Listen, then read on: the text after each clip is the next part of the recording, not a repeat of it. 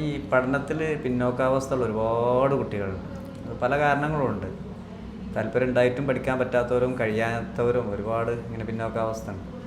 അങ്ങനെ ഈ പഠിക്കാൻ പ്രയാസമുള്ളവർക്ക് അത് പരിഹരിക്കാൻ വല്ല സൊല്യൂഷനും നിങ്ങളുടെ ആപ്പിലുണ്ടോ? അത് ആപ്പ് കൊണ്ട് സാധിക്കുമോ? സാറ് പറഞ്ഞ പോലെ തന്നെ ഒരുപാട് കുട്ടികൾക്ക് പഠന സംബന്ധമായ പ്രശ്നങ്ങളുണ്ട്. പ്രശ്നങ്ങളല്ല, പഠിക്കാൻ പിന്നോട്ടുണ്ട്. ഇതിനൊരു കാര്യം അല്ലെങ്കിൽ ഒരു കാരണം എന്താണെന്ന് ചോദിച്ചാൽ പലപ്പോഴും നമ്മുടെ പ്രോബ്ലം തന്നെയാണ് ഞാൻ മനസ്സിലാക്കിയെടുത്തോളം. കാരണം ഞാൻ നേരത്തെ പറഞ്ഞ പോലെ കുട്ടികളോട് പഠിക്കണം പഠിക്കണം എന്ന് പറയുമ്പോൾ എങ്ങനെ പഠിക്കണം എന്ന് പറഞ്ഞു കൊടുത്തിട്ടില്ല. അതായത് എല്ലാ കുട്ടികളെയും ഒരേ അച്ചിൽ വാർത്തതല്ല. പലർക്കും പല കഴിവുകളാണുള്ളത്, അല്ലേ? അപ്പം ഇവിടെ നമ്മൾ ചെയ്യുന്നത് ഈ കുട്ടികളുടെ പ്രശ്നം ആദ്യം തിരിച്ചറിയുക എന്നുള്ളത്. അതിന് ഞങ്ങളാദ്യം ചെയ്യുന്നത് കുട്ടിക്ക് കൃത്യമായിട്ട് കൗൺസിലിംഗ് കൊടുക്കും, ആ പ്രശ്നം മനസ്സിലാക്കും.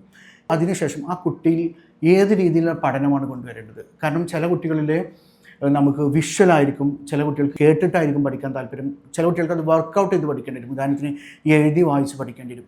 അതിൽ ഏത് മെത്തേഡാണ് ഏറ്റവും അവർക്ക് ആപ്റ്റ് ആകുന്നത്, ആ മെത്തേഡാണ് നമ്മൾ സ്റ്റൂയിഡ് പ്രൊമോട്ട് ചെയ്യുന്നത്. എന്നിട്ട് പൊതുവേ നല്ലൊരു ശതമാനം കുട്ടികളും മടിയന്മാരാണ്. അപ്പോൾ മടിയന്മാരെ നമ്മൾ ആ മടി മാറ്റി പഠിപ്പിക്കുക എന്ന് പറഞ്ഞാൽ അത് വളരെ ബുദ്ധിമുട്ടാണ്. അപ്പോൾ അവരെ മടി നിലനിർത്തിക്കൊണ്ട് തന്നെ അവരെ എങ്ങനെ പഠിപ്പിക്കും എന്നുള്ളതാണ് നമ്മൾ ശ്രദ്ധിക്കുന്നത്. അത് ചെയ്യുന്നത് എന്ന് പറഞ്ഞാൽ കുട്ടികൾക്ക് പൊതുവെ സിനിമയും മറ്റു കാര്യങ്ങളൊക്കെ ഇഷ്ടമാണ്, കണ്ടു പഠിക്കാൻ ഇഷ്ടമാണല്ലോ. അപ്പോൾ നമ്മൾ 2 കാര്യങ്ങളാണ് ഇവിടെ ചെയ്യുന്നത്. അതായത് നമ്മളൊരു ക്ലാസ്സിൻ്റെ ഡ്യൂറേഷൻ എന്ന് പറഞ്ഞാൽ ഒരു 5 മിനിറ്റിന് താഴെയാക്കും. അപ്പോൾ ഒരു കുട്ടിക്ക് ഒരു സബ്ജക്റ്റ് പഠിക്കാൻ 5 മിനിറ്റ് മതി, അതായത് ലേണിംഗ് ആപ്പ് കണ്ടു പഠിക്കാനായിട്ട്.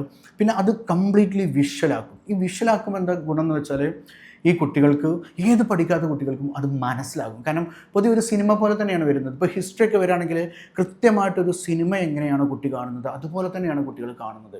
ഈ ജോഗ്രഫി, ബയോളജി, കെമിസ്ട്രി ഇതൊക്കെ അതായത് ഏറ്റവും മാക്സിമം നമ്മൾ വിഷ്വലാക്കി കൊടുക്കും. അപ്പോൾ ഈ മടിയുള്ള കുട്ടികളാകട്ടെ അല്ലെങ്കിൽ പെട്ടെന്ന് കേട്ടാൽ മനസ്സിലാവാത്ത കുട്ടികൾക്കൊക്കെ ഇത് ഒരുപോലെ ഉപയോഗപ്പെടും.